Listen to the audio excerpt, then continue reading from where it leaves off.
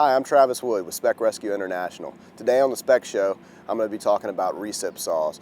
Maybe a little different application than we typically use them in. Typically in the fire service, we're using them mainly for vehicle rescue. That's kind of our bread and butter with using these tools. Today we're going to talk about applying them to USAR work.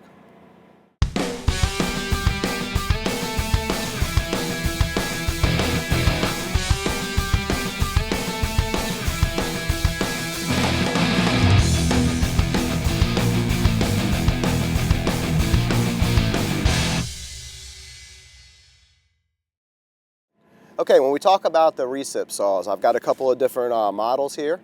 I've got a Milwaukee Sawzall. A lot of people call all recip saws Sawzalls, but in reality, Milwaukee is a Sawzall. And then I've got a DeWalt over here. All right, just a couple of differences in between the two, but nothing major. They all pretty much have the same functions. It's just bells and whistles in different places. All right, we'll start up here at the tip. All right, this is where the blade goes in. All right, whatever blade you're going to choose to put in. This one is a quarter turn. This is kind of the newer standard. Some of the other styles you may find are the older style with a little Allen set screw that holds the blade into place. The problem with those are everybody always loses the Allen key. To operate the quarter turn quick release, you simply just turn it, drop your blade into place, release it, and then you always want to check to make sure you're locked in. It's nice too because you don't have to always go in this orientation. If it's more advantageous to you in the job you're doing to turn the blade around, simply turn it quarter turn, spin it around, drop it in, and you can go the reverse direction. All right, moving on down, next I'm going to talk about the shoe. Okay, most of them have some sort of a release down in this spot. But again, they're in different places with different tools. The Milwaukee's is right here, and it's just got a little lever that you pop up, and that gives me the ability to adjust the shoe in or out. So if I get one part of the blade worn, I can move the shoe up and go to a fresher spot. Where this becomes important is if the recip action is causing the tool to move around a lot. I can rest whatever material up against the shoe to kind of get that initial purchase point that helps out. Okay, another nice feature with this recip saw is you have the ability to go from just in and out recip action to a more orbital function. Okay, where that becomes important is with the material that you're trying to cut. Okay, typically metals, especially ferrous ones, you're going to use just a straight recip. All right, the more orbital function is more geared towards wood, cutting wood. All right, lastly, we've got the trigger. Okay.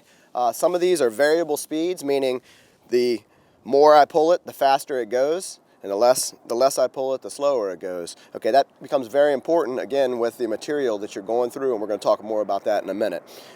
This particular recip saw also has a speed adjustment down here, ranging from 1 to 5, 1 being the slowest and 5 being the highest, or the fastest. Next, I want to talk about the DeWalt. What's very important is that you become familiar with the tools that you have in your cache. Lots of different manufacturers make lots of different tools. Most of them have all the same functions, they just may be in different places. Okay, specifically with this DeWalt, you've got your blade release right here. That gives you the ability to put your blade in and out, just like on the Milwaukee I showed you. There's a button down here that gives you the ability to bring your foot in and out. And with this guy, we've got, instead of a dial, we've got a speed selector that just gives you 1 and 2. So 1 being slowest, 2 being fastest. But you've got the same variable speed trigger. Okay. The nice thing about this DeWalt is, as you can see, it's a 24-volt cordless DeWalt. Okay. We've got a cord pack on it right now. But if you have a battery pack, you can use this in a cordless function, which makes it nice if you're up on top of a pile somewhere and you don't have to bring an electrical source other than the battery. Very portable. Next, I want to talk about the different blades you may find out there and the different applications for them. Okay, typically, good rule of thumb, the less amount of teeth is geared more towards coarser material, wood, softer material, that kind of thing. When you start talking about cutting metals, you want a higher TPI. All right, so you can look, most of them say it on it, like this wrecker right here from Milwaukee is an 8 tooth per inch. All right, that's what the TPI stands for.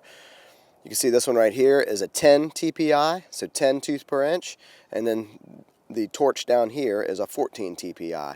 And as you can see, as you move down, the teeth get smaller and more of them on the same blade. All right. We also have different lengths. We've got a shorter 4 or 5 inch down here, and then we've got the 9 inch here. Okay, again, you got to match it to the application. If you have a tight area, you may need a shorter blade. The benefit of using the longer blades is you have the ability you have more teeth, and you have the ability to dissipate the heat more, and we'll talk about that in a second. When dealing with more of the ferrous metals you're going to find in USAR work, typically the higher the TPI, the tooth per inch, the better, and the thinner the blade, the better it is. If the blade's too thick and you have too little of teeth, all that does is generate heat. When you generate heat, you end up taking the temper off of the blade. The next thing you're going to see is sparks come off. Those sparks are not the metal you're cutting, but it's the teeth coming off of the actual blade. If you see here, we've still got a little bit of teeth up here where the temper is still intact. Down here where the temper is gone, there is no teeth whatsoever. All right, so this blade is not going to get the job done for you. So it's very important that you exercise proper technique and preserve the life of your blade to make your cuts. Okay. The way we do that is by utilizing the entire blade. Okay, and slowing the blade down. There's two things that kill Sawzall blades when dealing with ferrous metal. It's speed and concrete. Okay, so the first thing I want to do is make sure I clean all the concrete off of the bar that I'm getting ready to cut. If there's any concrete left on that at all, just like glass on a windshield, you're going to trash the blade. All right, it's not going to do good for you. So make sure you take the time to clean it all off. The other thing is make sure I open up around the piece of bar that I'm going to cut to allow me to get in perpendicular with it. The quickest way from point A to point B is perpendicular. If I have to orient this in at an angle, I'm going through more material than I need to. Okay, so I'm gonna get in nice and perpendicular. I'm gonna start up against the shoe. I'm gonna get a little groove going, and then I'm gonna slowly move the blade in and out at about this speed. Once I get a good groove, then I'm gonna start doing what they call a fiddle technique, where I'm kind of going back and forth in this kind of function. And what that's going to do is it's going to allow me to dissipate the heat all the way along the blade, preserving the temper, which is preserving the teeth, and allow me to do multiple cuts with this one blade. This is a great example of good technique. As you can see, Mike barely took the paint off the blade. Still plenty of life left, plenty of cuts left on that blade. Nice job. Again, for the Spec Show, I'm Travis Wood. Thank you.